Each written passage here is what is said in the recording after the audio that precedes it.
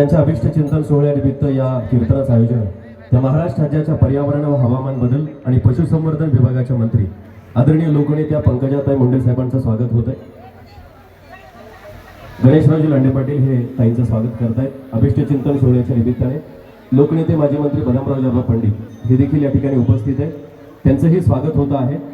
आणि गेवराईतून शिवराजदादा पवार हे देखील उपस्थित आहेत, त्यांचंही स्वागत होत आहे. उर्वरित सर्वांचं शब्दसुमनाने या कार्यक्रमाच्या निमित्ताने स्वागत आहे. आणि यानंतर लगेच आदरणीय ताईसाहेब आपल्याशी संवाद साधतात. कुणी उठू नका, खाली बसा. मी काही संवाद साधणार नाही. मी आपल्या सर्वांचे आदरस्थान, ज्यांचं कीर्तन ऐकण्यासाठी आपण सर्व एवढ्या संख्येने आलात, ते आदरणीय इंदोरीकर महाराज यांचं मनापासून बीड जिल्ह्यामध्ये स्वागत करते. आणि मी आनंद व्यक्त करते की मी आज त्यांचं कीर्तन खरं ऐकायला निघाले बरं वेळेवर. पण आमचं राजकारणाचं आयुष्य असं आहे की मध्ये रस्त्यामध्ये कुठंतरी अडकले आणि मला यायला उशीर झाला. मला स्वतःचा एवढा राग आला कारण मी आज गणेशने माझ्यासाठी हा अभिष्ट चिंतनाचा कार्यक्रम घेतला म्हणून तर आले. कारण मी माझा वाढदिवस साजरा घेत नाही महाराज. मी लोकांना सांगते झाडं लावा, आपल्यापेक्षा गरिबांसाठी काहीतरी करा, अनाथांसाठी करा, पेशंटसाठी करा, विद्यार्थ्यांसाठी करा. पण गणेशने तुमचं कीर्तन ठेवलं आणि मला एक उदार होती तुमच्यावर, एक माझ्यावर उदार होतं.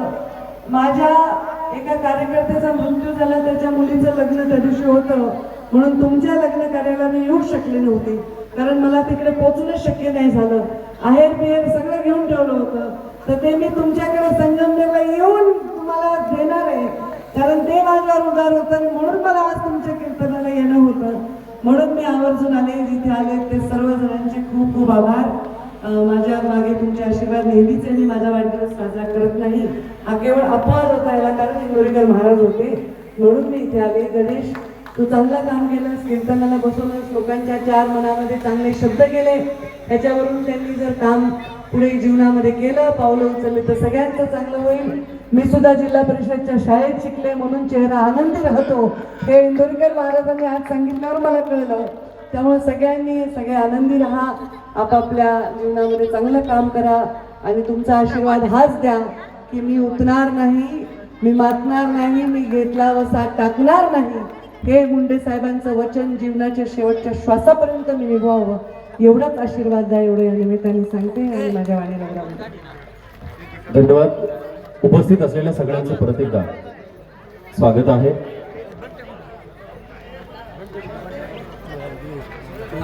यानंतर पंकजाताईंच्या वतीने गणेशरावजी लांडे पाटील यांचं स्वागत होतं. त्यांच्या माध्यमातून या कार्यक्रमाचं आयोजन केले आणि ताईसाहेबांच्या अभिष्ट चिंतन सोहळ्याच्या निमित्ताने प्रतिवर्षी पर्यावरणपूरक उपक्रम त्यांच्या वतीने आयोजित केले जातात. हरिभक्तपरायण निवृत्ती महाराज देशमुख आणि आदरणीय पंकजाताई या त्यांचं स्वागत करतात. अत्यंत स्तुत्य उपक्रम त्यांनी या अभिष्ट चिंतन सोहळ्याच्या निमित्त या ठिकाणी आयोजित केले. त्याबद्दल त्यांच्या वतीने ताईंचं स्वागत आणि सन्मान या ठिकाणी आहे. सर्वांना विनंती, आपण शांततेत जायचं.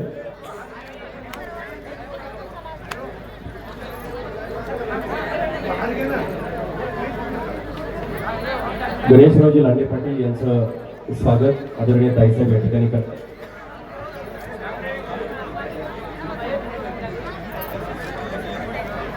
आदरणीय ताईसाहेब या पर्यावरण व हवामान बदल आणि पशुसंवर्धन विभागाचे मंत्री आहेत आणि अत्यंत पर्यावरणपूरक व स्तुत्य उपक्रम त्यांच्या वतीने प्रतिवर्षी आयोजित केले जातात. अत्यंत स्तुत्य असा उपक्रम